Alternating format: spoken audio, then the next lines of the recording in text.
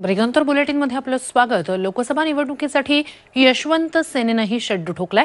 यशवंत सेनेनं पहिली यादी जाहीर करत 6 उमेदवारांची नावं जाहीर केली आहेत। अनेकदा आंदोलनं मोर्चे काढून देखील धनगर समाजाला आरक्षण मिळत नाहीये, त्यामुळे आता यशवंत सेनेनं थेट निवडणुकीच्या रिंगणात उतरण्याचा निर्णय घेतलाय। यशवंत सेनेचे बाळासाहेब दोडतले यांनी सोलापूर, माढा, रावेर, अहमदनगर, धुळे आणि कोल्हापूरसाठी उमेदवारी जाहीर केली आहे। संजय अण्णा क्षीरसागर यांना सोलापूरची उमेदवारी देण्यात आली आहे, तर अण्णासाहेब रुपनर यांना माढामधून त्यांना उमेदवारी देण्यात आली।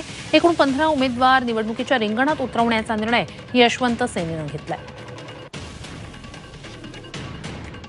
यशवंत सेनेच्या माध्यमातून आरक्षणाची लढाई या टप्प्यात आणलेली आहे, इथपर्यंत आली आहे। आरक्षण मिळाल्याशिवाय आम्ही थांबणार नाही। मग आज यशवंत सेनेच्या माध्यमातून आम्ही आज या लोकसभेच्या 48 पैकी जवळपास आता 48 उमेदवार देणं तर आज आमच्यासाठी तेवढं नाही, पण जेवढे जास्तीत जास्त उमेदवार पहिली यादी आम्ही आज घोषित करत आहोत।